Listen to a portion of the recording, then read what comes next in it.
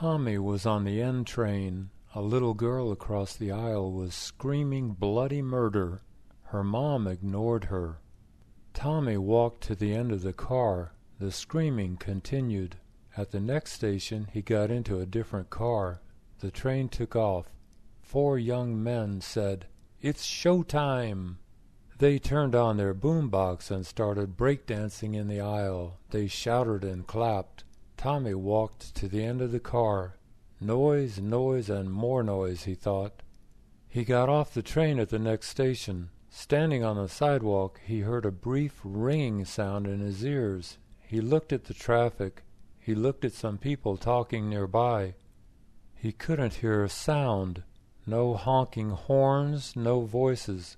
What's going on, he wondered. Have I gone deaf? Have I had a stroke? Please, God, give me back my hearing, he prayed. She liked a certain plant in the Manhattan flower shop. The clerk said it was $400. She said, "I want this delivered to a restaurant. Today is its grand opening, but I must be there before the plant arrives. So can you call me at work when it leaves your shop? That way I'll have enough time to get from my office to the restaurant before the plant arrives." He said, "Certainly. The delivery truck will make its last run about 3:30, but I'll be sure to call you the minute the driver leaves." She said, "Thank you. You have no idea how important that phone call is." At 3:30 she called the shop. "Is the driver about to leave?" she asked. The clerk said, "He left about 15 minutes ago." She said, "What? You were going to call me." He said, "I'm sorry. I've been tied up with customers." She and her boyfriend are actors. They've been together 3 years. She was recently seen kissing the director of her last movie. They were holding each other tightly. Photos of this kiss went on YouTube. She apologized. She said, "I'm so sorry. Nelson is the love of my life. He's the greatest guy I've ever met. We love each other so much. I don't know why I kissed Ricky. He was just holding my hand. Then he hugged me. Then he kissed me. It was just a little kiss at first. Then it became a long kiss. I don't know what came over me. I totally lost all of my self-control. I can't believe I was so stupid. I can't believe someone was nearby with their stupid camera." All I can do is ask for Nelson's forgiveness. A reporter asked Nelson how he felt. "I'm out of here," he said. There were 6 lines in the supermarket. 5 shoppers stood silently in 5 lines. 3 shoppers stood silently in the 6th line. Bob went to the 6th line. The old man in the front of the line was talking to the cashier. The cashier nodded her head. Then she said, "Price check." She stood there holding a can of peas. A little bit later, a coworker came by. The coworker grabbed the can of peas and went to the canned goods section. Bob backed out of the line. He went to another line. The cashier took all the money out of the cash register. She started counting the $20 bills. Another cashier stood nearby, waiting to start her shift. Bob backed out of that line. He went to another line. The cashier saw him get in the back of the line. "I'm sorry, sir," she said. "This line is closed." They were at a small Japanese restaurant on 2nd Avenue. "You're a very lucky man," said Sylvia. William said, "Is that so?" Sylvia asked, "Do you know why you're a very lucky man?" William said, "I'm not sure. Because I have a good job?" Sylvia said, "Because Laura is your wife. That's why you're a very lucky man." William said, "You're so right. I am very lucky to have Laura as my wife. In fact, I'm not just very lucky. I'm the luckiest man in the world. I have the best wife in the world." A man sitting at the next table said, "You have the best wife in the world? I beg to differ. I have the best wife in the world." A man at another table said, "Neither of you are correct. I have the best wife in the world, and I have the photos to prove it." Patrick got on the R train. It was crowded. He saw a space to sit. It was next to a well-dressed older woman. He squeezed in on her left. He started reading his magazine. She started digging in her left ear. She finished digging. She rolled something around between her finger and her thumb. He tried not to watch. Her finger went back to her ear. She dug some more. She rubbed her finger and thumb together again. He couldn't believe it. Was she gonna do this all the way to Bay Ridge? Did she think she was at home in her bathroom? She got off at the next stop. Patrick felt much better. For an instant, a huge fat man squeezed himself into the just vacated space. The man made loud noises as he breathed through his mouth. Twice he belched loudly. Patrick changed cars at the next stop. Sometimes Jeff's TV screen turned black. Sometimes the picture froze. He called his cable company. The representative gave Jeff a Sunday appointment. Sunday morning the doorbell rang. Jeff opened his apartment door. It was the cable technician. The tech didn't say hello. He didn't introduce himself. Jeff saw a name printed on the tech's shirt. It said Sam Hall. Sam asked what the problem was. Jeff told him. Sam said, "Show me." Jeff said, "I'll show you the door if you aren't more polite." The tech said, "Show me, please." Jeff said, "Show you what? The problem comes and goes." The tech walked over to the TV. He checked the cable box connection. He checked the connection coming into the apartment. He found the problem. He fixed the problem. Just before he left, he told Jeff, "I need to wash my hands." Jeff said, "There's a Starbucks on the corner." He was riding the LIRR to Oyster Bay. He saw beautiful scenery everywhere, but he also saw graffiti everywhere. There must be a way to stop graffiti, he thought. He did some research. He developed a design for a graffiti buster. He presented it to a spray paint can maker. The maker was impressed. He said, "I'll put my staff to work on it." A year later, the graffiti buster made its debut. The can contains a camera and computer chip. The camera is one with a nozzle. If a user tries to destroy the camera, he destroys the nozzle. When the software determines that the user is producing graffiti, the can explodes. The back of the can is weaker than the front. Black dye splatters onto the face of the user. The dye fades after about 3 years. The dye contains fortified skunk scent. The scent fades after about a year. It started in Greenwich, England. Hour by hour it traveled west. It hit all the Americas, then it hit Asia, then it hit Russia, Eastern Europe, and Eastern Africa. In just 24 hours, nobody in the world was talking. People were still moving their mouths, hoping that sounds would come out, but no sounds came out. Not a word, not a syllable, not a grunt. Dogs were still barking, cats were still meowing, and birds were still chirping, but humans were silent. Doctors worldwide were baffled. There was no sign of disease. People's mouths and throats were normal. Doctors scratched their heads. People reluctantly adjusted. They started carrying pens and small notepads with them. They learned sign language. Nostalgically, they watched recorded movies and TV. They listened to recorded books.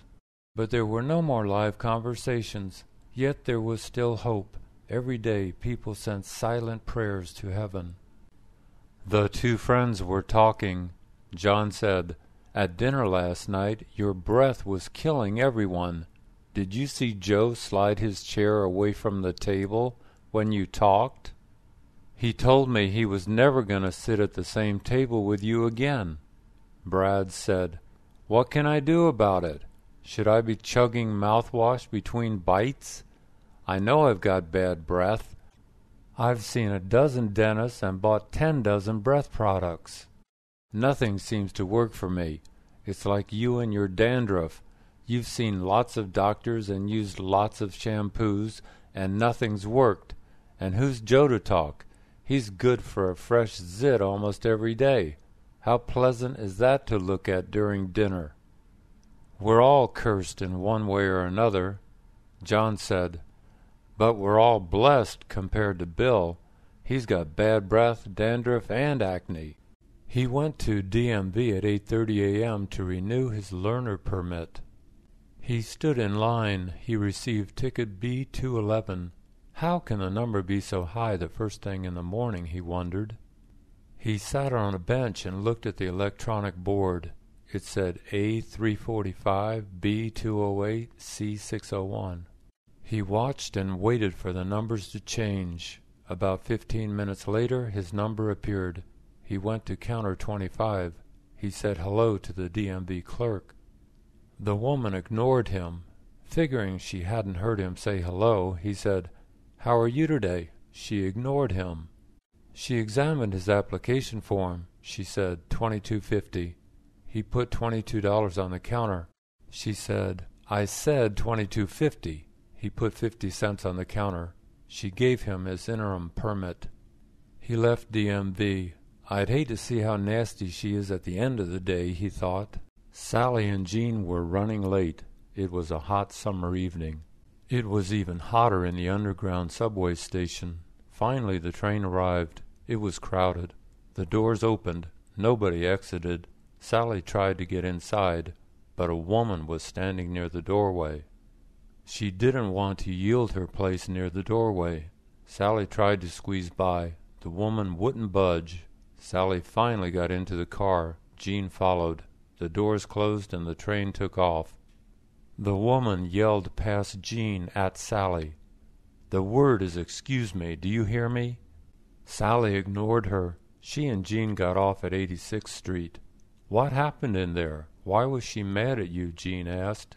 Sally said, "She wouldn't let me by, so I gave her a firm push." He said, "You can't push people." She said, "I know, but I did. She deserved it." Horace was alone in the gym on the top floor of his apartment building. He was facing an open doorway. From out of nowhere a man suddenly brushed past Horace. Even though there was plenty of room, the man missed hitting Horace by an inch. The man went through the open doorway. Horace followed him. The man started walking up a flight of stairs. He saw Horace. He stopped climbing the stairs. He yelled, "Who are you?" Horace yelled back, "Who are you?" The man said, "I'm the manager of this building." Horace said, "You are? You almost ran over me in the gym. You didn't bother to say pardon me, and now you're yelling at me. Being the manager doesn't give you the right to be rude." The man didn't say anything. He walked up to the door at the top of the stairs. He opened it and disappeared. Connie works in real estate in Manhattan. Her listings were on Craigslist and other websites. One day she decided to consolidate all her listings onto one site. That site was Naked Apartments. She called one of her new clients. She said, "Please visit my new site. It's called nakedapartments.com. Her client visited the site. He called Connie back. He said, "That site's not functioning. It's still under development. Even worse, it's a sex website. It's for people who want a rent-free apartment. All they have to do is let internet cameras spy on them 24/7. Connie said, "What? That's impossible. I've got 100 listings on that site. It's a real estate site. Are you sure you went to nakedapartments.com? He said, "Did you say apartments or apartment?" She said, "Apartments with an S." He said, "Oops, I went to the wrong site." He tried to open a music folder. A dialog box said, "You don't currently have permission to open this folder. Click Continue to access this folder." He clicked Continue. He got a new message. "You have been denied permission to access this folder.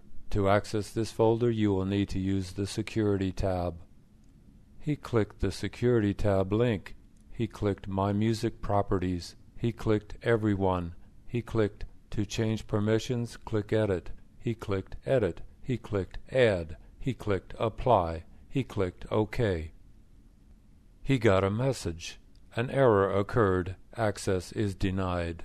He wanted to pull his hair out.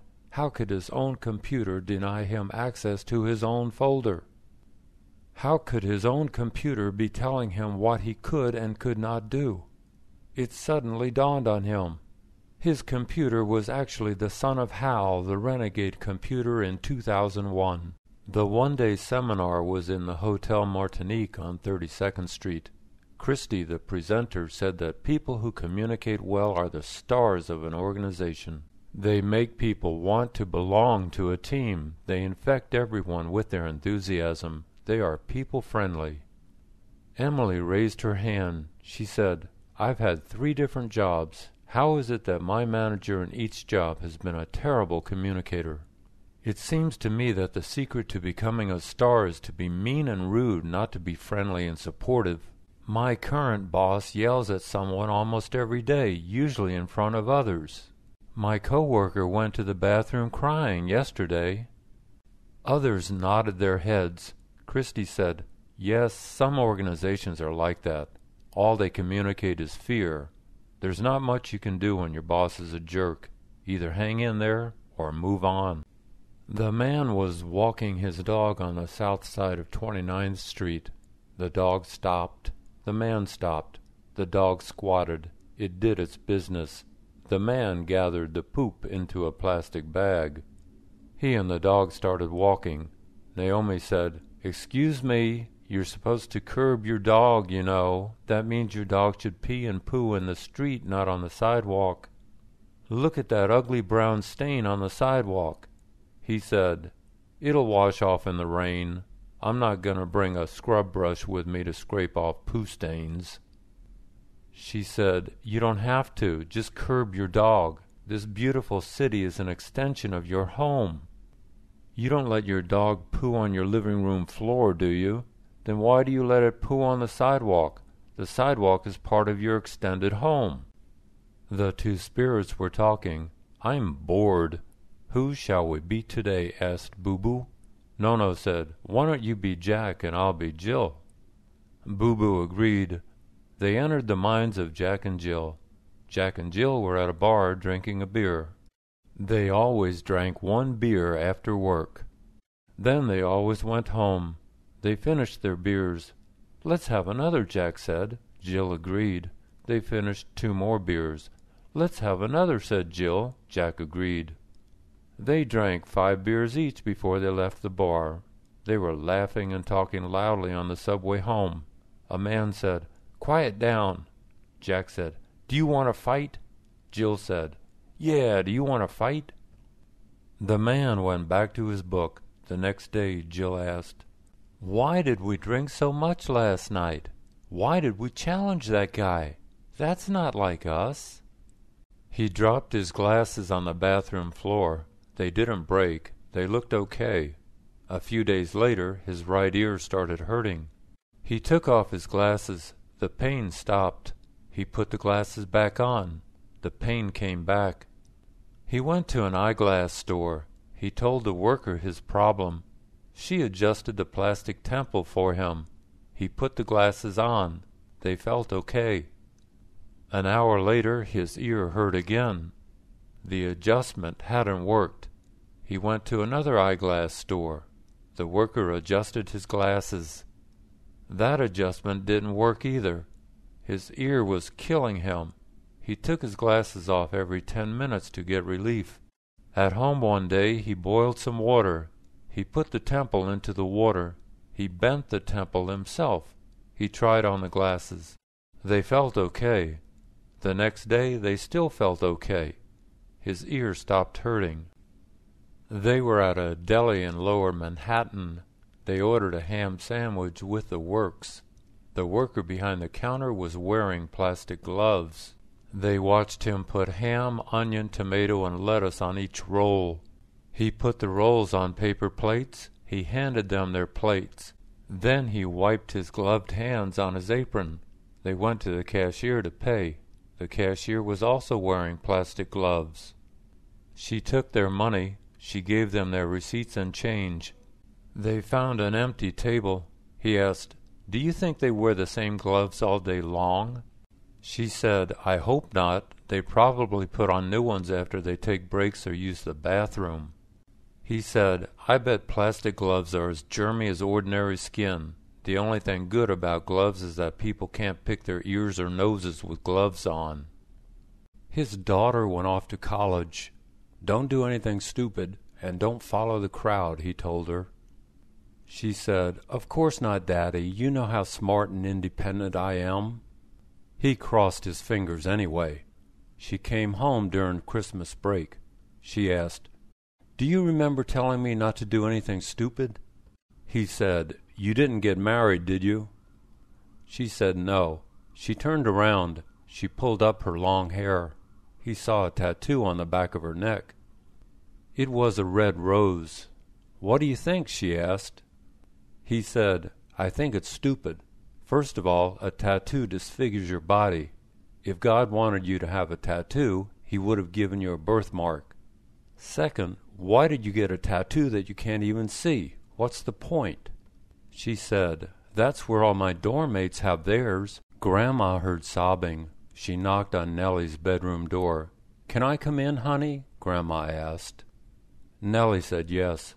Grandma saw Nellie's wet eyes. She saw tears on her cheeks. She gave Nellie some tissues. Nellie dried her eyes and blew her nose. Honk. "What's the matter, honey?" asked Grandma. Nellie said, "The junior prom's in 1 week. Nobody has asked me to go to it. I'm such a plain Jane. I'll never be pretty. I'll never be popular. No boy will ever date me. I'll never get married. I'm gonna die an old maid." Nellie started sobbing again. Grandma hugged Nellie. She said, "Honey, you're very pretty in your own special way. Don't be jealous of others. That's a waste of your time. Find something you love doing and become good at it. Your passion for that will make you an attractive and happy woman. Now, chin up." Henry had a good job, but he didn't have a girlfriend. "Why don't you have a girlfriend?" his mother asked. "You need a girlfriend so you can get married and have kids. That way I'll have some grandchildren." Henry said, "Do you want me to have a girlfriend, or do you want you to have grandchildren?" His mom said, "Both. So I'm going to find you a girlfriend. I have plenty of friends who have unmarried daughters." A week later she said, "I've found the perfect girl for us.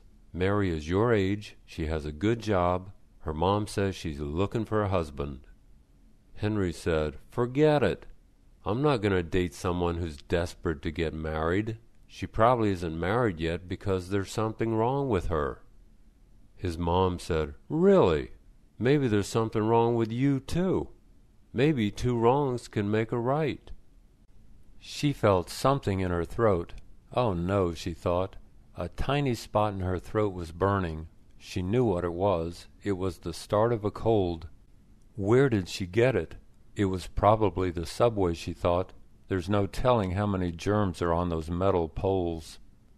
The next day, her throat not only burned, but it itched. Her nose was stuffed.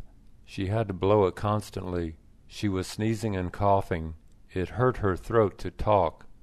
She went to the drugstore. She bought nasal decongestant tablets. Each tablet was good for 12 hours. She bought throat lozenges. She called her boss. She told him she wasn't coming in to work. She didn't want to infect everybody. Her boss said, "Don't worry about it. If I'm going to get a cold, I'd rather get it from you than from a total stranger." Ivan was standing at the drugstore counter. Something struck his leg. It was one of the store's small plastic carts. It was empty. Someone had pushed it toward the counter. He was walking downstairs into the subway station. 3 teenage girls were walking upstairs. He moved over to the far right side of the stairwell. One teen bumped into him. She kept talking to her friends. He was nearing a turnstile from the left. From the right, a businessman held his briefcase high as he stormed past Ivan. Ivan was riding the narrow escalator down to the platform. A skinny woman wedged her way past him. He sat down at the end of the subway bench. A man approached from Ivan's right. A big canvas bag hung on his side. He walked straight toward Ivan. At the last second he veered to his left. The bag scraped across Ivan's shoulder. He was trying to get his soccer-playing daughter to take up golf. "Golf is a good way to meet boys," he said. She said, "Meet boys? I've already met too many boys. Both of my idiot brothers are boys." Half of my classmates are idiot boys." He said, "Be nice. Don't call your brothers idiots. Believe me, you'll change your mind about boys when you get older, and then you'll thank me for introducing you to golf. But until then, you can learn a lot from golf.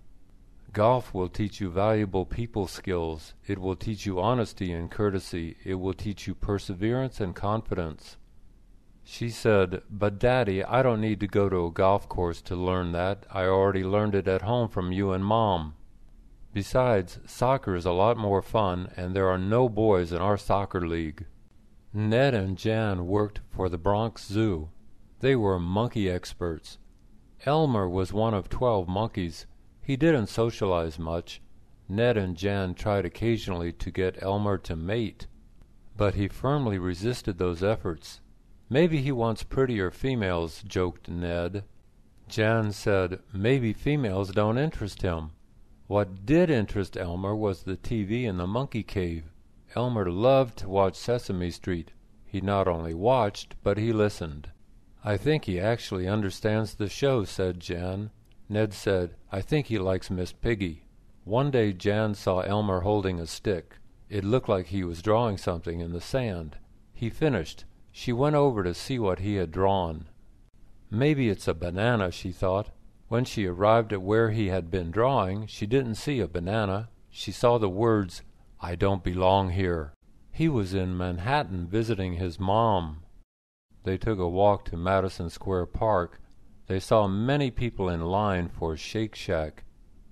He said, "This place must be good. Let's try it." She said she had never eaten there. He said, "Well, it'll be a new taste treat for both of us."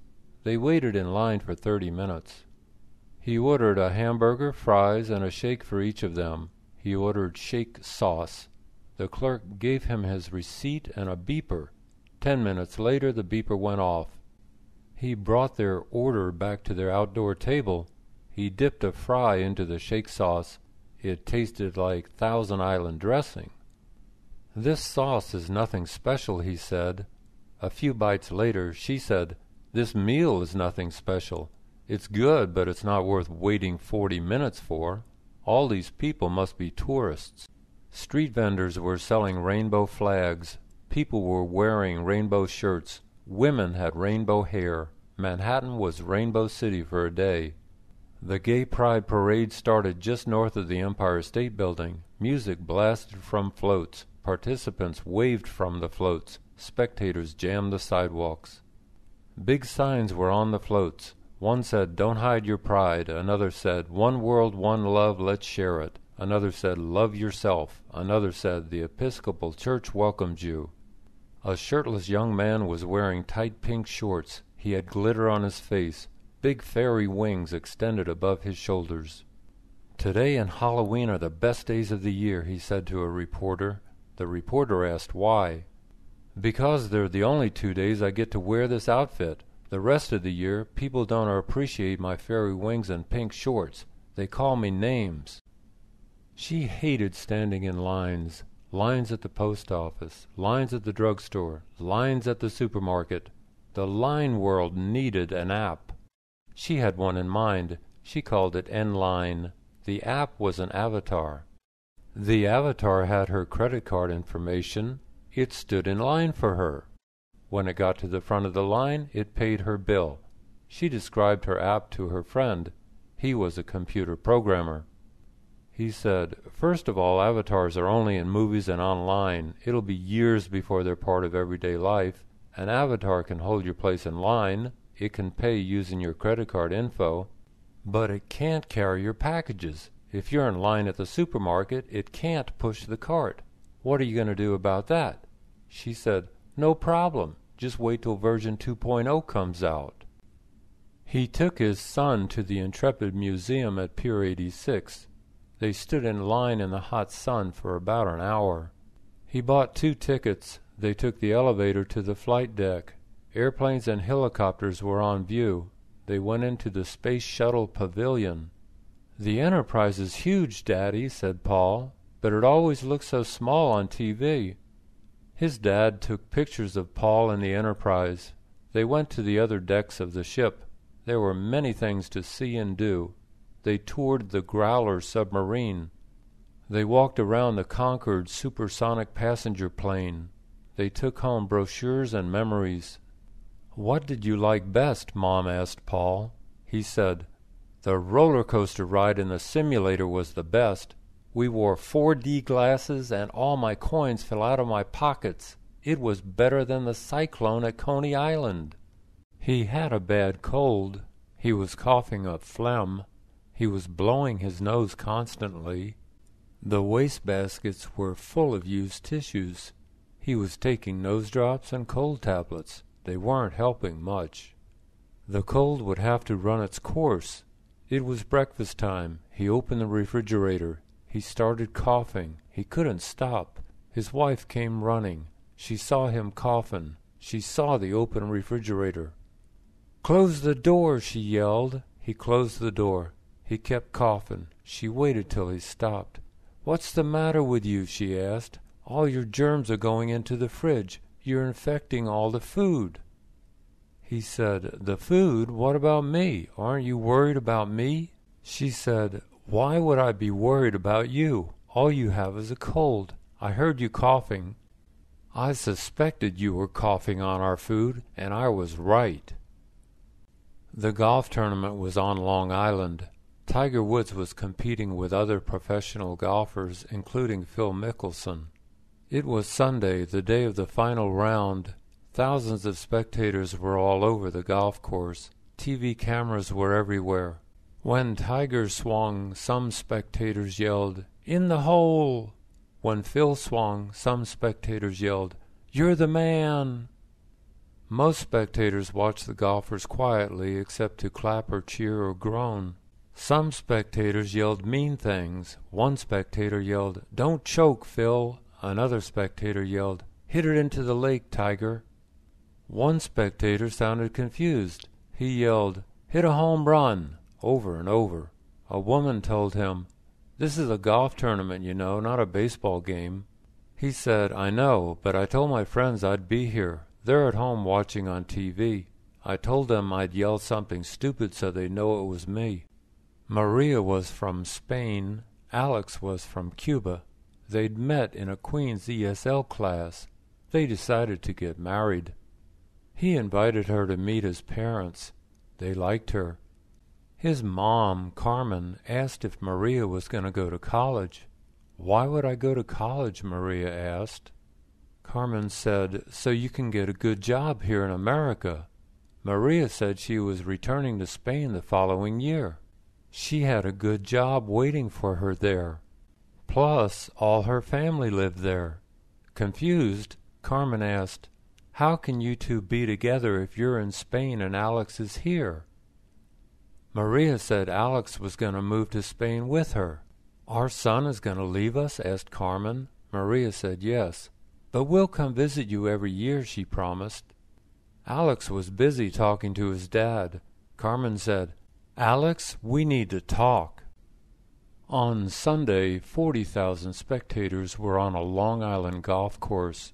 They were rooting for or against some of the world's best professional golfers. While most spectators watched the tournament quietly, a few were loud and obnoxious. On the course and on TV, people could hear occasional jeers when a golfer made a bad shot. They could hear someone yell, "Hacker!" They could hear someone yell, "Go in the water!"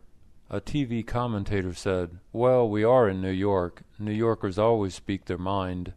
They learned that on the city's mean streets, so their frank remarks don't surprise us. John was watching TV with a friend. John said, "That's not right. He makes it sound like all New Yorkers are rude." "That's not true. Most New Yorkers are polite. He shouldn't paint us all with one brush." John's friend said, "Ignore him. He's your typical overpaid TV commentator." Bill, Bob, and Ben were talking about their wives. Bill said, "My wife is the world's biggest complainer. She complains about everything. If I leave a speck of toothpaste in the bathroom sink, she complains. If I wait too long to take out the trash, she complains. If I come home 5 minutes late, she complains." Bob said, "You're a lucky man. At least your wife's talking to you. My wife reads everything that's printed." Her nose is always buried in a book, a magazine, or a newspaper. To get her attention, I'd have to get myself printed." Ben said, "You guys should have married my wife. She never complains, she's a great listener. And she's active in our local community. What more could a man want?" Bill and Bob stayed married to their wives until they died.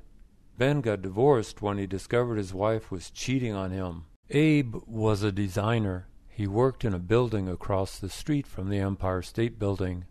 He was upset with his co-worker, Isaac. He thought Isaac was stealing his designs. Abe confronted Isaac. Isaac said, "What are you talking about? I've never stolen your designs. I don't even like your designs." Abe said, "If you ever steal another design of mine, I'll kill you." Isaac told the boss, "I'm quitting." The boss asked why. Isaac said, "Abe threatened to kill me. I think he's crazy enough to try it." The boss fired Abe. A year later, Isaac was smoking a cigarette outside his building at noon. Abe walked up to him. He shot Isaac twice. A plain-clothes cop yelled something at Abe. Abe pointed his gun. The cop shot him dead. Shocked, a nearby tourist said, "I thought it was just actors rehearsing. But then they didn't get up." "Everybody talks about the weather, but nobody does anything about it," he said. "Until now, my invention can change the weather. Just aim it at the sky and push a button. There are buttons for rain, sun, and snow." His wife said, "That sounds too good to be true. How do you know it works?" He said, "Well, it works in theory. Let's go outside and see if it works in the real world." They went outside. It was a sunny day. He pointed his invention at the blue sky. He pushed the rain button. The sky turned black. It started to pour. The streets started flooding. She yelled, "Turn it off! Turn it off!" He said, "I can't. I forgot to install an off button." She yelled, "Push the sun button." He did. The sun came out. The sky turned blue. "We're going to be very rich," he said. A Washington, D.C. official said, "It's costing too much to clean men's rooms in our nation's capital. Pee is everywhere. It's all over the floors. It's all over the urinals. It's all over the toilets. It seems like it's everywhere except in the urinals and toilets. Our men's rooms are unclean and unsafe. You can slip and fall. The odor can make you gag. We have to clean most men's rooms 3 times a day. We clean most women's rooms only once a day. We're proposing a new regulation. Men must sit down to pee. No more standing up. We'll replace the urinals with toilets and stalls. Our goal is for D.C. to have men's rooms that are pee-free. Our goal is to have men's rooms in D.C. that residents can stand up and be proud of. Then everyone might stop comparing our men's rooms to New York subway stations." They got into the elevator. Fred pushed the 12 button. A middle-aged woman rushed in. She pushed the 11 button. Her hair looked dirty. She was wearing a faded dress, socks, and shoes. One sock was white. The other was red. At least her shoes match, thought Marcia. "I've never seen you two before. Do you live on the 12th floor?" the woman asked. They nodded. "I have very loud neighbors above me," she continued. "They have heavy feet. I think he wears boots in the apartment. I think she wears high heels." She looked at Marcia's high heels. She asked, "What apartment do you live in?" Fred said, 12A. She asked, "Are you sure?" Fred nodded. She said, "I live in 11B, so it's not you. Unless you're lying. You'd better not be lying." The elevator door opened and she got out. Fred and Marcia looked at each other. He walked to Battery Park and back. When he got home, he took off his T-shirt. "Phew," he thought. His armpits didn't used to smell that bad after a long walk. Is this the aging process, he wondered. He wiped his armpits with alcohol wipes. The odor disappeared. He went to the drugstore. He bought a different brand of deodorant. The next day he rolled on the new deodorant. He took another walk. When he got home he took off his t-shirt. He couldn't smell anything. Good, he thought. The deodorant worked. He took a shower. He tried to wash his armpits. He couldn't do it. All his armpit hairs were matted together. He finished his shower. He looked in the mirror. A white paste covered his armpits.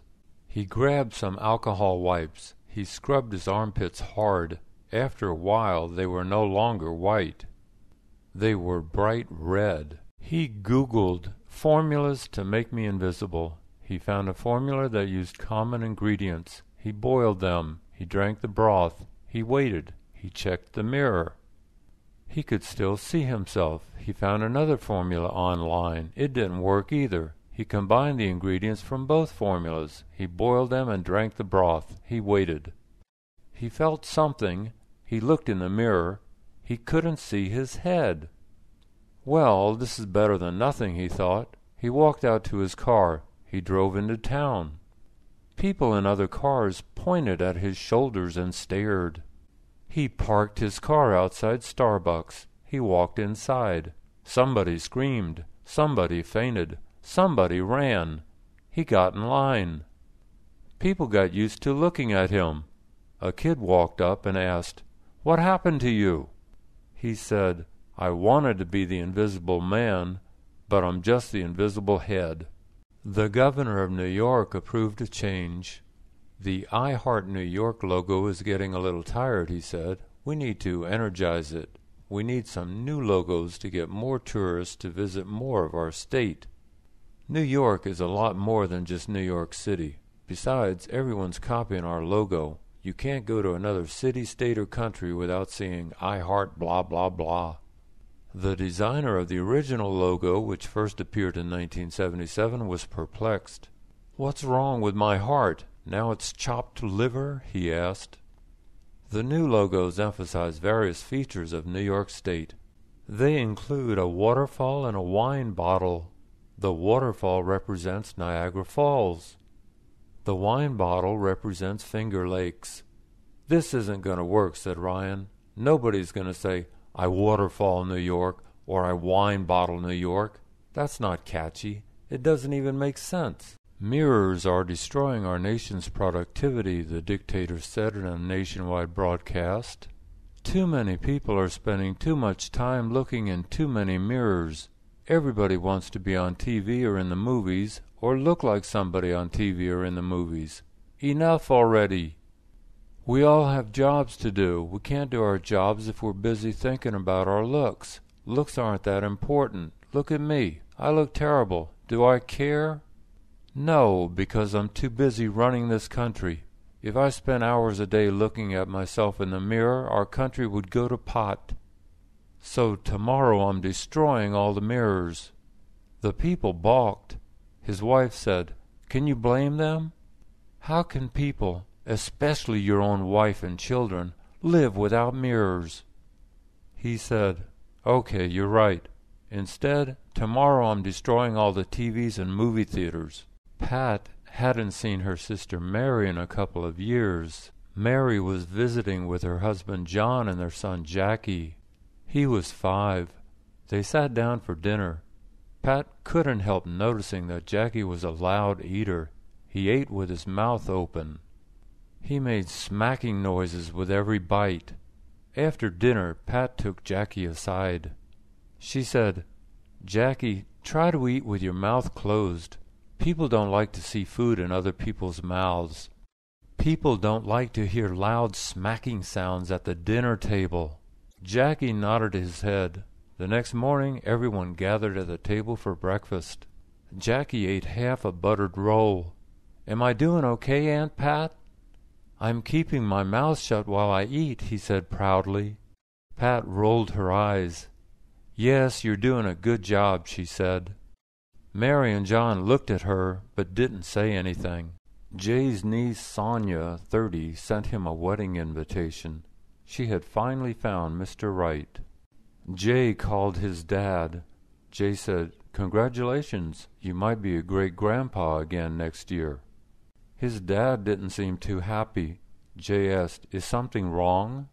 Dad said, "A year ago Sonia dropped by so we could meet her fiancé. She introduced him to me as the world's cheapest grandpa." Jay said, "She was joking, right?" Dad said, "She was dead serious." Jay said, "She meant it? Shame on her. You weren't cheap. You and Mom struggled to raise 6 kids. You had to watch every penny. Why would Sonia say something so mean? Mom told all her kids and grandkids at least 1,000 times, 'If you can't say something nice, don't say anything at all.'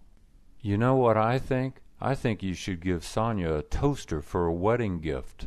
He arrived at Bellevue Hospital. He went to the 2nd floor, primary care for adults. He told the clerk at 2C that he had a 2:20 appointment. He gave her his hospital card. "That'll be $20, she said. He paid her. She gave him a receipt. "Take this to 2D, she said.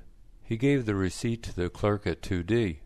He found a seat next to another elderly man.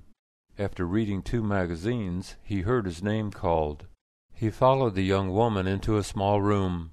She asked him to step on a scale. She recorded his weight. She asked him to sit down. She put a blood pressure cuff on his right arm. She started the machine. The cuff tightened and then loosened. She took it off. She said, 125/85. He said, "That's fine, isn't it?" She said, "Yes, it's fine for someone your age." Auntie was Betty's client. Betty invited Auntie over and made a Chinese dinner for her. Auntie loved it. She said, "This is the best Chinese meal I've ever eaten in Manhattan." She even asked to take all the leftovers home. During the meal, Betty had regrettably told Auntie that her boyfriend was unemployed and on Medicare. Auntie said, "Your boyfriend is old and poor? Why are you still with him? You're so young. I have the perfect man for you. He works in real estate just like you. He's very successful. And last but not least, he's your age." Betty said she wasn't interested. Auntie ignored her, saying, "He's my son, of course. If you marry him, you can move into my house with us. I have a huge kitchen. You'll love it." Auntie doesn't give up easily. She still calls Betty every few months. Betty never returns her calls. Her seat was 28E. It was between an old man and a young man. Her flight was from L.A. to New York City. She hadn't slept much the night before. The sofa in her son's small apartment had been very uncomfortable. He had offered her his own bed, but she had refused. On the plane, she asked the flight attendant for another blanket. He said there were no more. The old man offered her his blanket. She thanked him. The young man's head had already disappeared under his blanket. The plane took off. Even covered with both blankets, she was freezing. When the plane finally landed, she held a blanket up to the light. She could see light through the blanket. "These blankets are like tissue paper," she thought. She tried to tear the blanket. It tore easily. She tore both blankets into little pieces and left them on the airplane seat. Laurie had beautiful blue eyes, but she was born blind. Her parents didn't know this at first. Then they began to notice things. If they moved a finger from her right to her left, her eyes didn't follow it. When they smiled at her, she didn't smile back. When they made funny faces at her, she didn't respond. When they held a rattle in front of her face, she didn't reach for it. But if they shook the rattle, her hands moved toward the sound of the rattle. Laurie reacted to sounds but not to sights. Something was wrong. They took her to the doctor. He examined Laurie. He said she was incurably blind, but her pretty eyes looked perfectly normal.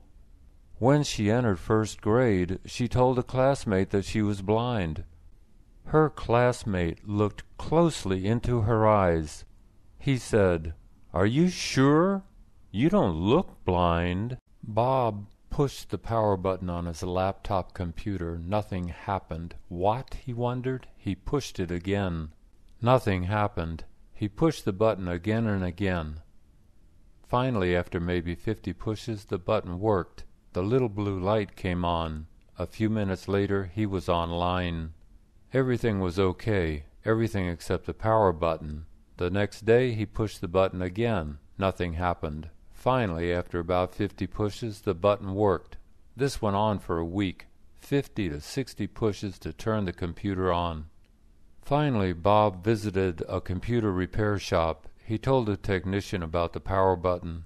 Bob said that his computer was 7 years old. The technician said it would cost $50 to $150 to repair the power button. "You should buy a new computer," he said. "Don't spend money on a 7-year-old computer. You never know what might go wrong next." Bob went to another computer repair shop. The technician told him pretty much the same thing. Bob went to Office Stuff and to Paper Clips. He saw an HP laptop that he liked. It was on sale at both stores, but it was cheaper at Office Stuff. He went back to Office Stuff. He told the salesman, Joe, which HP model he wanted to buy. Joe asked him if he wanted antivirus software or Microsoft Office with the laptop. Bob said no. He said he didn't have enough money to buy extra stuff. Joe asked if he wanted computer insurance. "If anything goes wrong within 2 years, we'll fix it free or give you an equal replacement. It's only $99, Joe said. Joe didn't mention that it was actually $99.99. He didn't mention that tax would make it $108.86. Bob thought about the extra money. Insurance might be a smart buy. Bob had had plenty of problems with his old computer. He said he'd buy the insurance. "You probably want us to make recovery disks too," said Joe. "If anything goes wrong, you'll need them to restart your computer. The insurance doesn't include the disks. We'll make you a set for only $30. Bob rolled his eyes. He said okay. He gave Joe his credit card. The grand total was $713. Joe said to come back in 2 hours. The recovery disks would be ready by then. Bob returned 3 hours later. "Just a few more minutes," said Joe. 1 hour later, Joe gave Bob the disks and the new computer in a black cardboard box. He didn't apologize for making Bob wait. He didn't thank Bob for shopping at Office Stuff. It was 9:20 p.m. The store had been closed for 20 minutes. A man was already vacuuming the floor. Bob took his new computer home. He was happy to have a new computer. His old computer had had one problem after another. Sometimes Bob thought there was an evil spirit inside it. Sometimes he would be typing in one paragraph and the letters would appear in the previous paragraph. Sometimes the screen would minimize or maximize while he was typing. Sometimes the arrow pointer would freeze. It wouldn't move again until he unplugged the computer, plugged it back in, and restarted it. The computer was on its 3rd hard drive. The computer had had problems from day one. Right out of the box, the M key didn't work. He had to ship the computer back to the manufacturer to fix the M key. He had spent hours on the phone talking to technicians in India about one problem or another. Tossing the old computer out would be a joy. Bob went into his bedroom. He wanted to transfer some files on his old computer to a flash drive. Then he would unpack his new computer. He lifted the lid of his laptop. He pushed on the power button. The computer turned on instantly. What? Bob wondered. He transferred the files. He turned off the computer. He looked at it suspiciously. He pushed the power button. Please don't turn on, he thought. The computer turned on instantly. Now what, he wondered. He could return the new computer. But if he returned it, he suspected that the power button would immediately stop working properly. Was the evil spirit testing him? He didn't return the new computer. I'll just use the old computer until I completely wear out the power button, he thought. 2 months later, the power button was still working properly. The new computer still sat in its unopened box. The printer was not even 2 years old. Suddenly it developed a mind of its own. On its own, the printer made 6 copies of nothing. On its own, the printer scanned a blank document. It was its own boss. Jeff was no longer in control. When Jeff clicked on print, the printer did nothing. New technology is just new problems, Jeff thought unhappily. Jeff called the 800 number for HP. Brian answered the phone. Jeff described the problem. Brian said it was a hardware problem. He also said the printer was out of warranty. For $59.99, tech support might be able to fix the problem, but there was no guarantee. He offered to ship Jeff a brand new printer for only $99. Shipping is free, Brian said. Jeff didn't know if he wanted another HP printer. Thanks, but let me think about it, he told Brian. Jeff said goodbye. Jeff decided to try an older printer that he owned. He hadn't used it in a couple of years. He dusted it off. He inserted the installation disk. The disk started spinning. The software failed to install. He tried again. It failed again. He called HP support. Benjamin answered. Jeff described the problem. Benjamin said Jeff's printer was out of warranty. He said it was almost obsolete. He said tech support might be able to fix the problem for $59. He said Jeff should buy a new printer for only $99. Shipping was free. Jeff said thanks, but he'd think about it. He said goodbye. He called New York City's 311 number.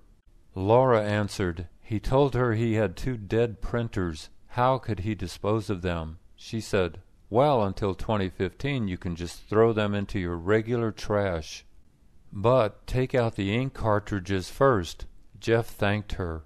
Jeff went online. He looked at $99 printers.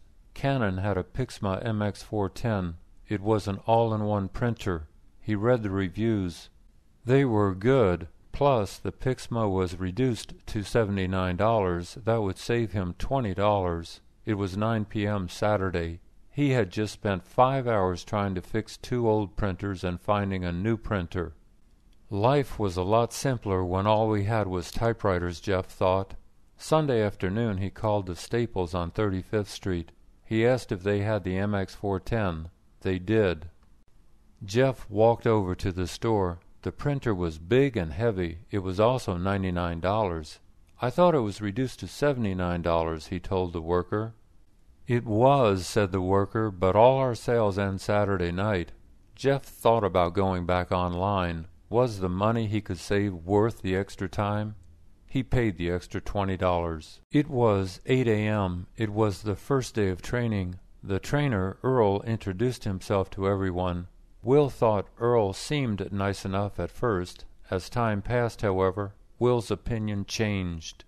Earl did not like many of Will's questions. He said Will's questions were too negative. Will said his questions were realistic, not negative. Will saw a change in Earl's responses to his questions. Earl would shake his head before answering. Earl would roll his eyes before answering. Earl would say, I said, loudly and slowly before answering. Earl would stare at Will silently for a few seconds before answering. Earl would answer sarcastically. One time Earl turned on his computer before answering. He typed and printed out the answer to Will's question. He silently handed the printed answer to Will. That did it for Will. He had had enough. Earl was not going to disrespect him again. Later that afternoon, Earl sent everyone out to take pictures for practice. He said to return by 4:30 sharp. Will and Keisha went to 2 vacant apartments. Keisha took lots of pictures. Will took only a few. They returned to the training room at 4:27. One student hadn't returned. Earl asked where Jack was. Keisha said that Jack was outside smoking a cigarette. Will went to the restroom. He came out a couple of minutes later. The training room had glass walls. The sliding glass door was open. Will saw Jack. He was back in the training room. Earl saw Will approaching. Walk faster, Earl said. Will was amazed. He's telling me to walk faster from the bathroom to the training room, Will thought angrily. Earl shouted, I said walk faster. Will walked slowly into the training room. He shook his fist in Earl's face.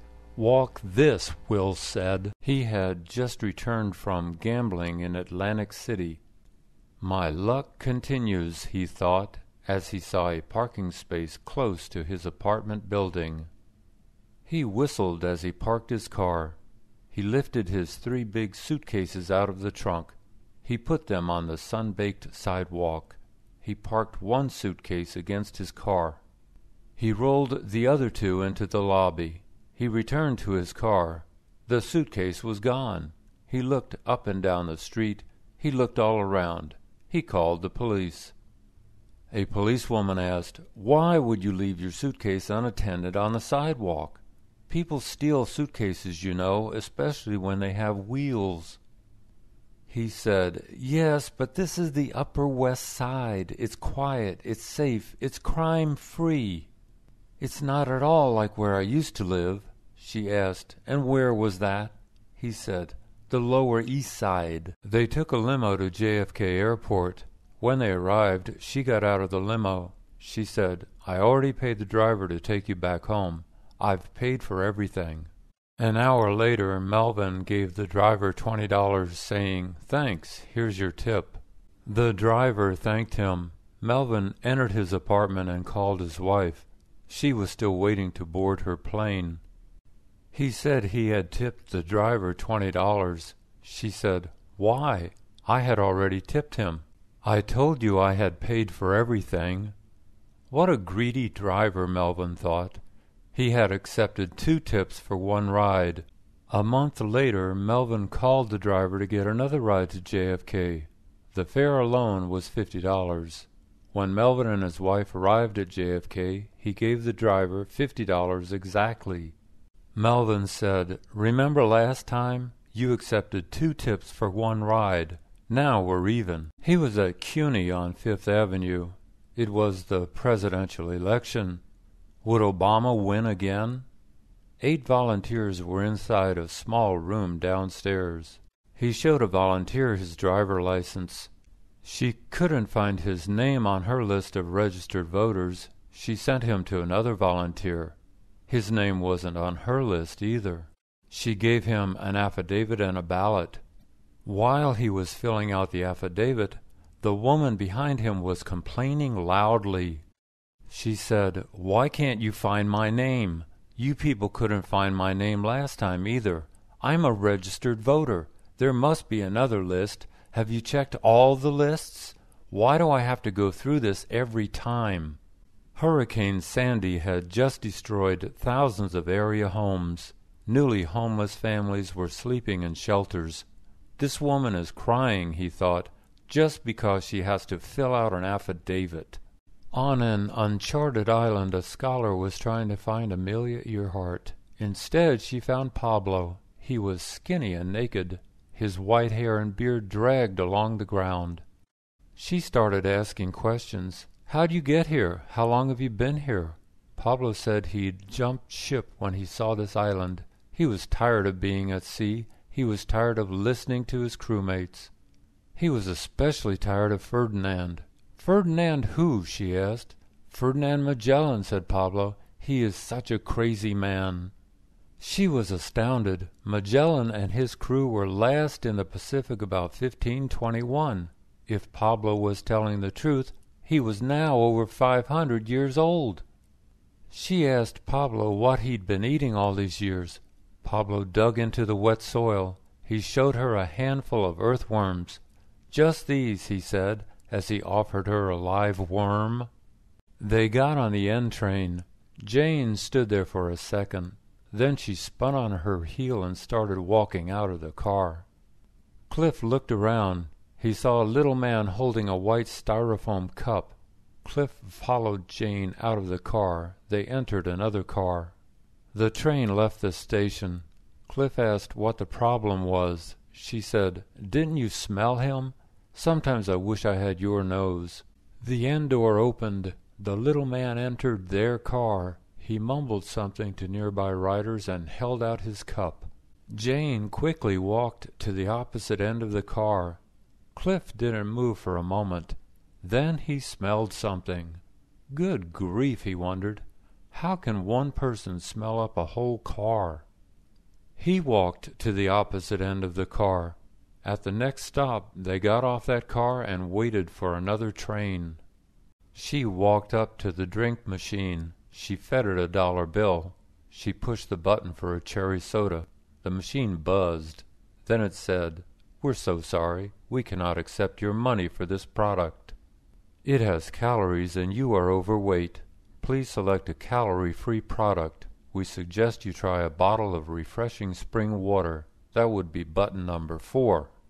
She angrily pushed the button for a cherry soda again. The machine buzzed louder and longer. It said, "Perhaps you didn't understand. Please push the button for the language you speak." She pushed the Chinese button. The machine continued in English. "You cannot fool us. We know who you are. We are protecting you from yourself. Please select a calorie-free drink.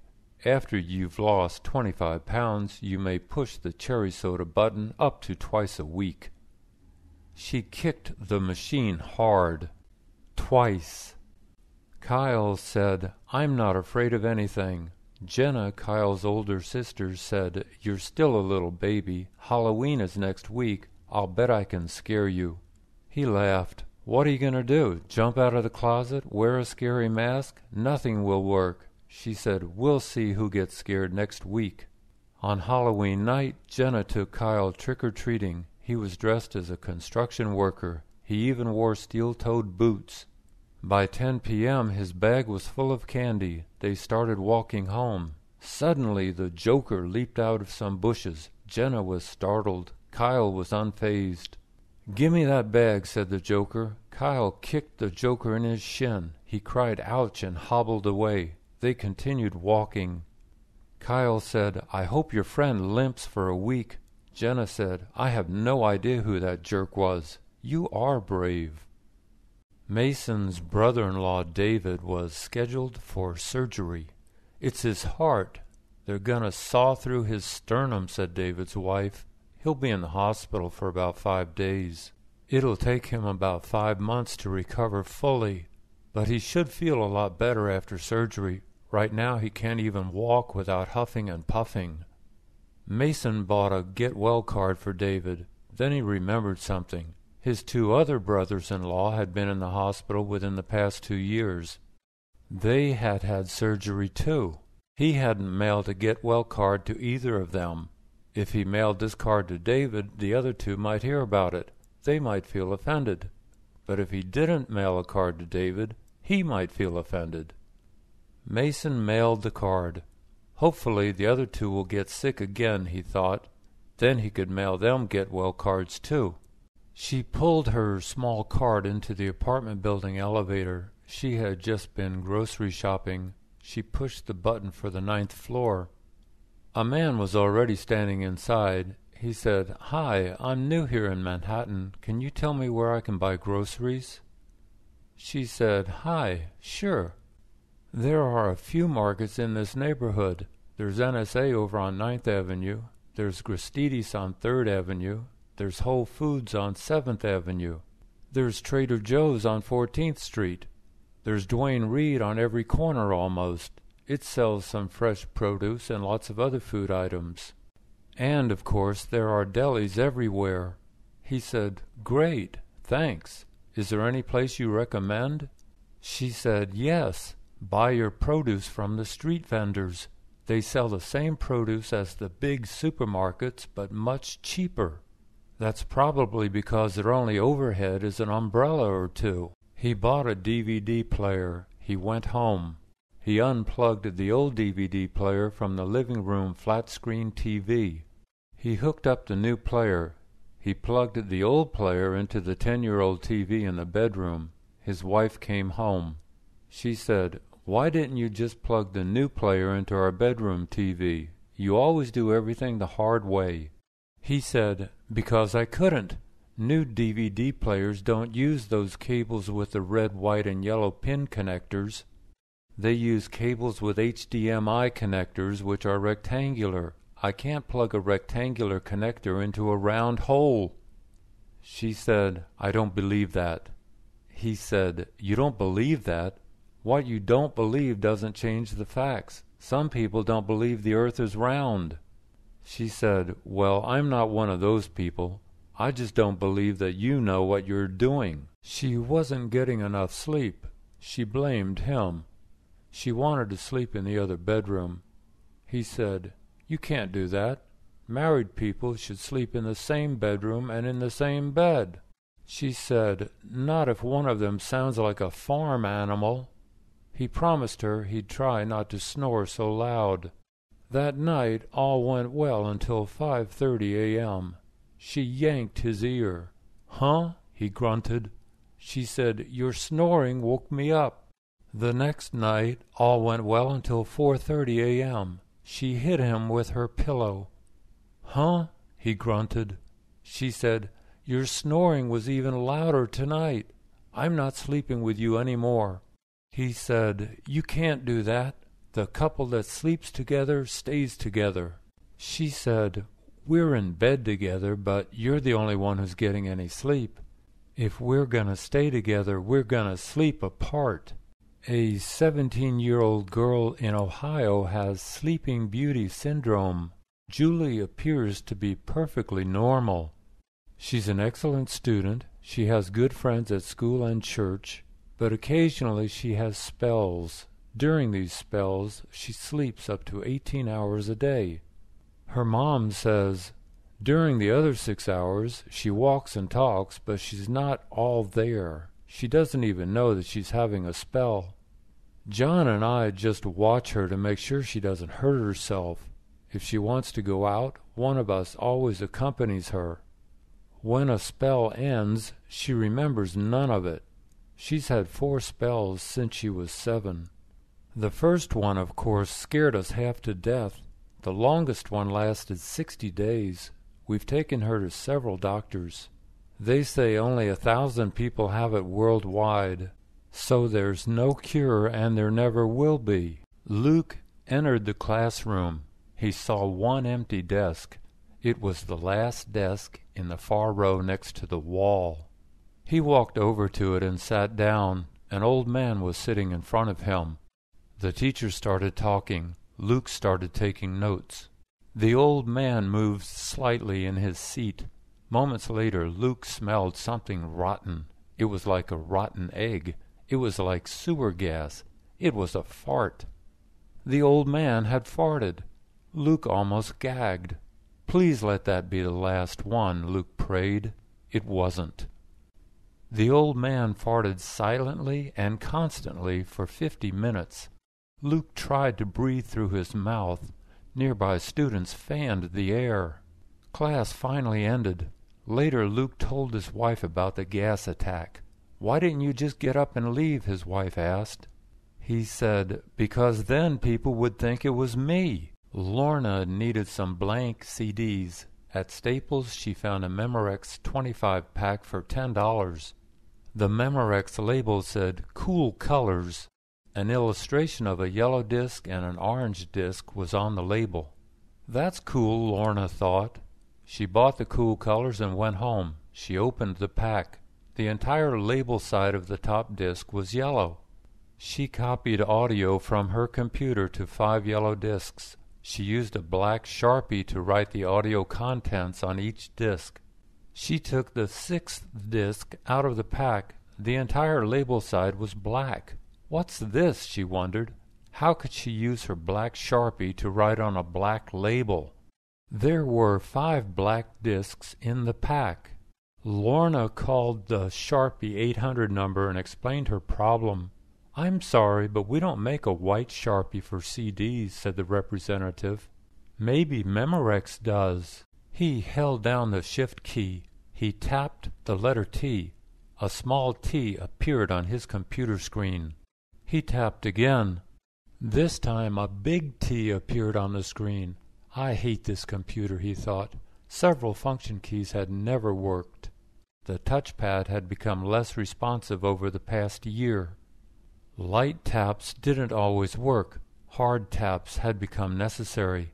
He rapped the touchpad so hard that he startled his wife. She was in the next room. "Did you drop something?" she asked. He said his computer wasn't working right. She asked, "Why don't you get it repaired?" He said it cost too much money. She said, "But you bought a 2-year warranty with that computer." He said, "I did? You're right. How could I forget that? That cost $100. He went through his old receipts. He found the warranty receipt. It had expired a month ago. The Powerball lottery is worth $550 million. Everyone is talking about it. A newspaper reporter asked an old lady what she'd do with $550 million. She said, "First of all, you news people should know better. Nobody's going to get $550 million. The winner will probably take the lump sum payment. That's only $360 million. Then the federal government and the state will take their share. The winner will take home only about $210 million. That's better than a sharp stick in the eye, but it sure isn't $550 million. The reporter said, "You're right. Let me try again. What would you do with $210 million? She said, "I know exactly what I'd do. I've been wanting to do this for years, but my husband keeps saying we can't afford it." "Well, he can't say that if we're millionaires." "I'd buy him some new underwear and make him wear it." Carol wasn't born rich, but she married rich. She wanted for nothing, yet she was always trying to get a little bit more. One day she bought a small, expensive purse. She bought it just for a party. She planned to show it off. Then she planned to return it to the store. However, after the party, she accidentally smudged the purse. When she tried to remove the smudge, it got bigger. Undaunted, she took the purse back to the Fifth Avenue store. The sales clerk went and got the manager. The manager pointed at the smudge. "What's this?" he asked. Carol said, "Oh, that was there when I bought it. That's why I'm returning it." The manager gave her a long, cold look. He said, "Madam, we would never sell a purse in this condition. If you like, I'll give you the phone number of our Midtown leather cleaner." Simon and Marie hadn't been to a movie theater in years. He didn't like theaters because of certain people. Certain people like to talk during a movie. Certain people like to kick the seats in front of them. Certain people like to eat loudly. Certain people like to hog the armrests. Certain people have loud, obnoxious laughs. Certain people are so big that people directly behind them can't see the whole screen. Marie said, "Well, maybe the theater won't be crowded." But it was. They sat down in the middle of the theater. The couple behind them ate throughout the 20 minutes of previews. They continued to eat throughout the entire 90-minute movie. They kept digging munchies out of crackling paper bags. They slurped their drinks. The movie ended. The credits started appearing on screen. Simon and Marie stood up. The man behind them said, "Excuse me, you're blocking our view." "What happens to us when we die?" Jude asked. His big brother Dylan said, "It depends on whether you're a good person or a bad person. If you're a good person, your spirit leaves your body and enters the body of an animal." Jude asked, "Which animal?" Dylan said, "Whichever animal you love most. For example, if you love eagles, you'll become an eagle. On the other hand, if you're a bad person, you'll become the animal you hate most. For example, if you hate cockroaches, you'll become a cockroach." Jude groaned. He said, "I hate cockroaches." He asked, "What if someone doesn't love or hate any animals?" Dylan said, "Their spirit will become part of the sky." Jude said, "Who wants to be part of the sky? I'm going to be a tiger when I die." Dylan said, "Great, but remember, you have to be a good person first." "Did you hear the news?" Jane asked her husband. Justin asked, "News about what?" She said, "The Hostess Company is going bankrupt." He asked, "Who or what is the Hostess Company?" She said, "Only the most important company in the world. Have you ever heard of Twinkies? Have you ever heard of ding-dongs? Have you ever heard of ho-hos?" He said, "Of course. Hasn't everybody? It just slipped my mind that those are Hostess products." "So, are they going to stop making Twinkies? If so, you'd better start stocking up." She said, "I don't have to. Another company is going to buy Hostess out. It'll continue to make all the snack cakes. The only thing different is that thousands of workers will lose their union jobs." He said, "That's too bad."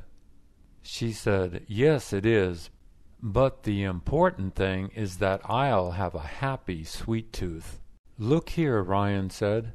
"Hugh Hefner, founder of the Playboy Empire, is getting married." Ryan's wife, Coco, asked, "Who would want to marry that old goat? What is he, 100? Ryan said, "No, he's only 86, and his new wife is going to make him feel even younger. She's only 26. Coco said, 26? Shame on him. He's old enough to be her great-grandfather, and shame on her. She's young enough to be his great-granddaughter. What could the two of them possibly have in common? They both like to eat ice cream?" He said, "Apparently their age difference doesn't matter to them. They're in love."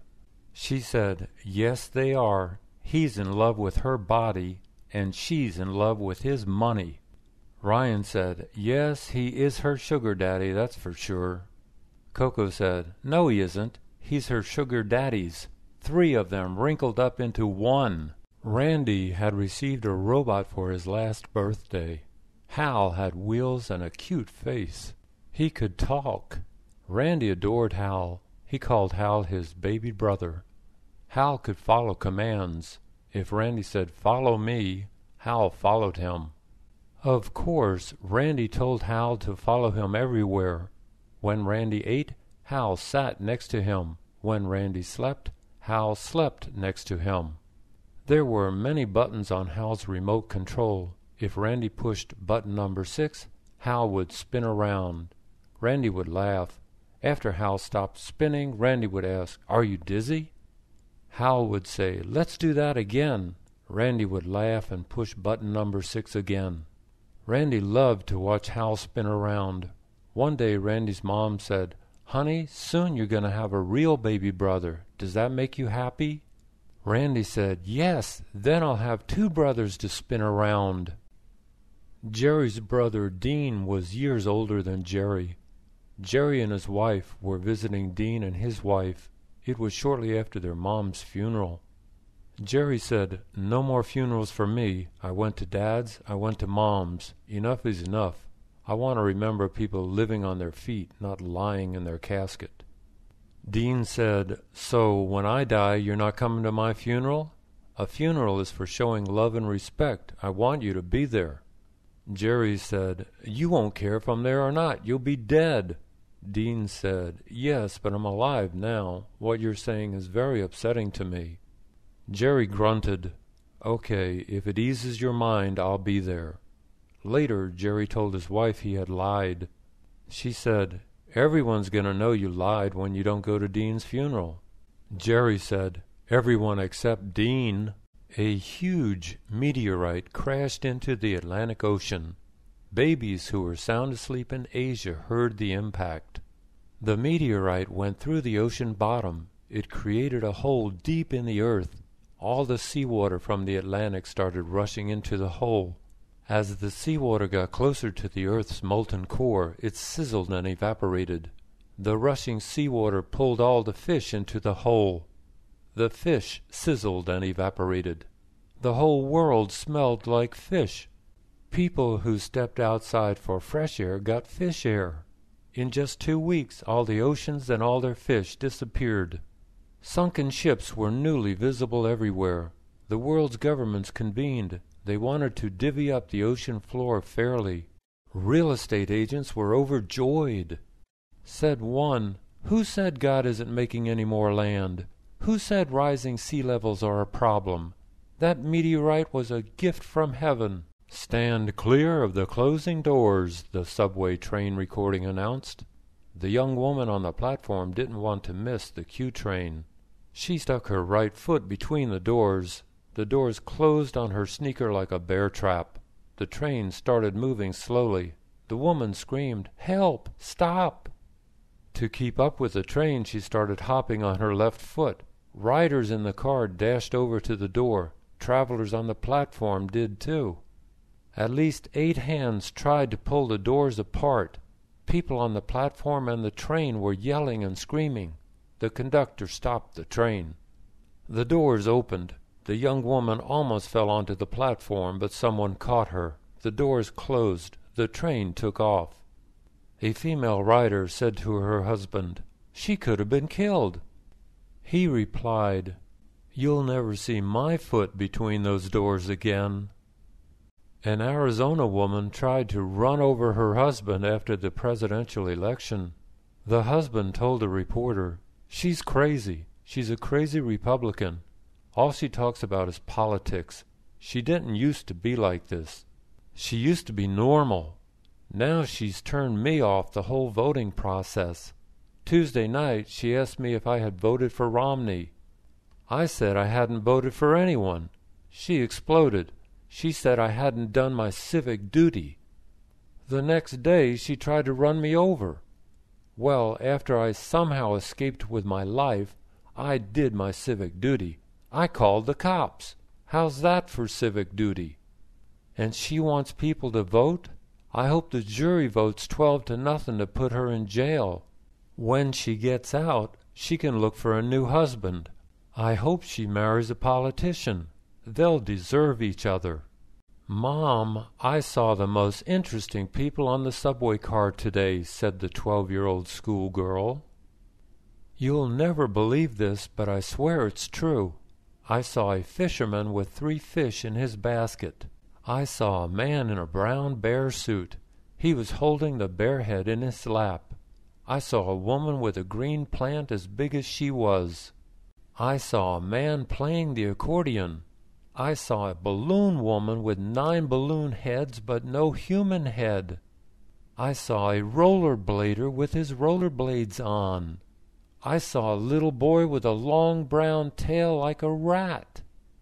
Can you believe I saw all those interesting people on one subway car?" Her mom said, "Of course I can, honey. I adore that poster by Sophie Blackall. And guess what? If you look closely, you'll see that there are 2 of everyone." Pete was telling Lionel about his company's latest product. Pete said, "It's super thin body armor. It sprays on, or you can bathe in it. Just pour a small bottle of it into a bathtub of water. It's like a second skin, but you can't see it or feel it. It doesn't block your pores from breathing, but it does block most bullets and knives from penetrating your skin. You'll feel the bullet or knife strike you, but it won't hurt. More important, it won't kill you." Lionel said, "Wow, that sounds like a killer product. Every soldier, cop, and paintballer's gonna want it. Probably most criminals, too. When's it going on sale?" Pete said they weren't quite ready. They still had to solve one big problem. "What's that?" Lionel asked. Pete said, "We don't know how to remove the armor." Lionel said, "Why bother? Who would want to?" Sally wanted a teddy bear for Christmas. On Christmas Eve, she asked her mom, "Is Santa going to bring me a teddy bear?" Her mom said, "Yes, if you've been a good little girl. Have you been naughty or nice this year?" Sally asked, "What's naughty?" Mom said, "Naughty means bad. For example, did you tell a lie this year?" Sally said, "Oh no, Mommy, it's wrong to lie." Mom asked, "Did you steal anything this year?" Sally said, "Oh no, Mommy, it's wrong to steal." Mom asked, "Did you say any bad words this year?" Sally said, "Oh no, Mommy, it's wrong to say bad words. But Daddy sure did. He said lots of bad words." Mom said, "Well, that's why Daddy won't be getting a new TV for Christmas." Sally said, "Poor Daddy. If you wash his mouth out with soap, then will he get a new TV?" Peter wet the bed regularly. His dad yelled at him whenever he wet the bed. The yelling made Peter nervous. Being nervous made him wet the bed the next night. Whenever Peter wet the bed, his sister teased him. She chanted, "Peter is a pea-pot, Peter is a pea-pot." One evening Dad asked Mom, "How much longer is he going to do this?" Mom said, "I'll talk to him." She talked to him. Peter didn't wet the bed that night, or the next. A week went by. Dad said, "That's a miracle." "What did you say to him last week?" Mom said, "I said I wanted to share a little secret with him. I said you used to wet the bed just like him." He laughed. I think it relaxed him. It was a little white lie, but it worked. Smiling, Dad said, "It was a little wet lie, too." Two golfers were chewing the fat. Abbott said, "You know why Tiger wins so much? It's not because of his distance, or his shot making, or his putting, or his course management, or his patience. That's not why he wins so much. You want to know the real reason he wins so much?" Costello said, "Spit it out already." Abbott said, "Because his name is Tiger. His name instills fear into his competitors. His name empowers him.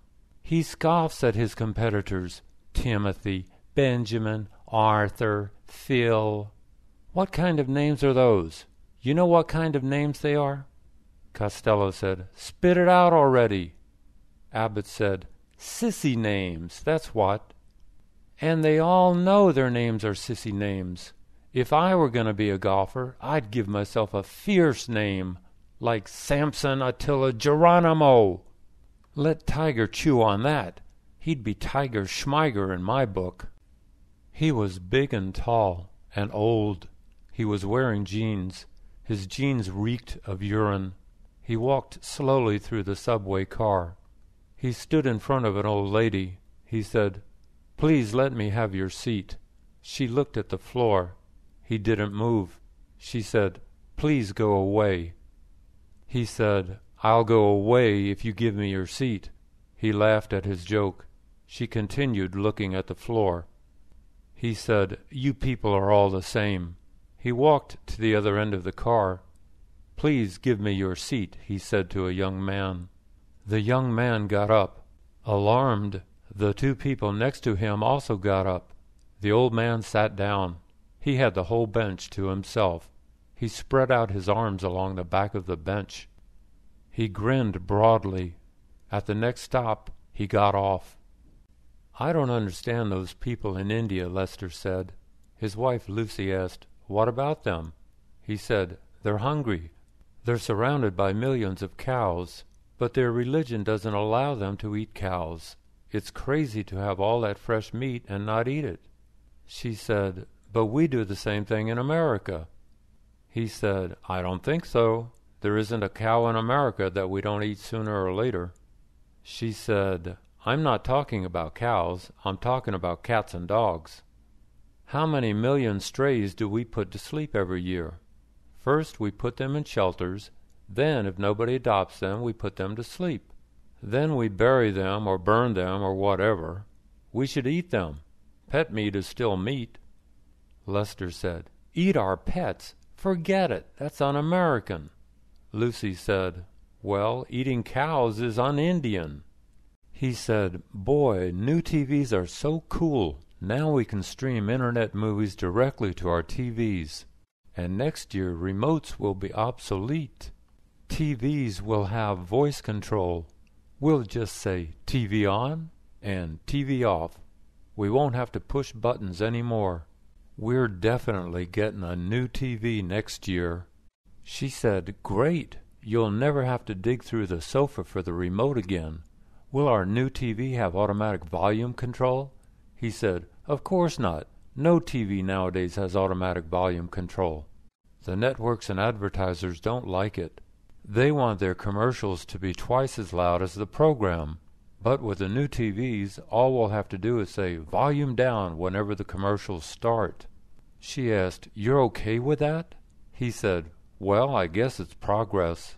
She said, "No, progress is AVC, like we had 30 years ago. My son the polar bear," Dad said. "Every New Year's Day you and 1,000 other Coney Island loonies jump into the freezing ocean. How stupid is that?" Nick said, "It's not stupid, Dad. It's fun, it's free, and it's healthy. And we do it every Sunday in the winter, not just on New Year's Day. Look at what you do every Sunday. You spend $20 for golf balls, which you usually lose, and $50 for greens fees. You stand around for 6 hours in the heat, cold, or rain waiting for the golfers in front of you to mosey out of the way. And you come home upset because, as usual, you didn't break 100. Now, how stupid is that? Dad said, "Don't knock it till you try it." Nick said, "You're right, Dad. Don't knock it till you try it. Come join us for a dip next Sunday." "Mommy, is it okay to lie?" Annika asked. Mom said, "Of course not, honey. Where'd you get that idea? A lie destroys the trust between people. It's hard to ever regain that trust. Honesty is always the best policy. If you lie, not only will you lose your friends, but your conscience will nag at you." Annika asked, "Does your conscience nag at you, Mommy?" Mom said, "No, dear, why should it?" Annika said, "Because you lied to me, Mommy. You said there was a Santa Claus, but now I know better. There is no Santa Claus." Mom said, "That wasn't a lie, honey. When you were younger, Santa used to be very real for you. You believed in him. Remember how often you left out cookies for him? Telling little kids about Santa isn't a lie, honey. It's a tradition. You'll see when you have kids of your own." Brad walked into Walbrown's. He swiped his rewards card. He said, "Avatar, appear." His avatar appeared. Brad said, "Unscented deodorant, all brands." He followed the avatar down the escalator. The avatar hovered at the deodorant section. It shined a bright light on the shelf containing unscented deodorant. Brad selected a container. He opened the top. He sniffed the contents. He couldn't detect any scent.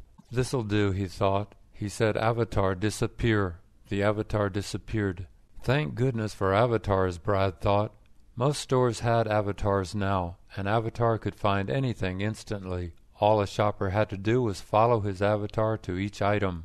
Shopping was now a little more pleasure, a little less torture. Progress had finally arrived for befuddled shoppers. Brad took the escalator back upstairs. He groaned at what he saw. A dozen people were standing in line. There were 6 registers. There were 2 clerks. Boris called his cable company. He said, "Last night I went to sleep with my TV on. This morning the TV was still on, but the screen was black. There was a big orange rectangle on the screen. It said, 'Weekly required test.' The clock on the cable box said 4:30, but it was actually 7:15. I tried to turn off the TV with a remote. Nothing happened. I tried to turn off the cable box with the remote. Nothing happened. I unplugged the cable box. Then I plugged it back in. But the correct time didn't appear on the cable box.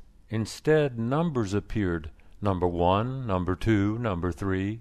When the count-up got to 100, it started all over again. It's still doing it. What's going on?" The representative didn't know. She talked to her supervisor. She told Boris, "My supervisor says your cable box flunked the test." The unopened box contained a bar of soap. He dug under the end flap with his thumbnail. He couldn't pry the flap open. He tried to dig under the other end flap. He couldn't pry that flap open either. "This is a simple cardboard box," he thought. "Why is it sealed like Fort Knox?"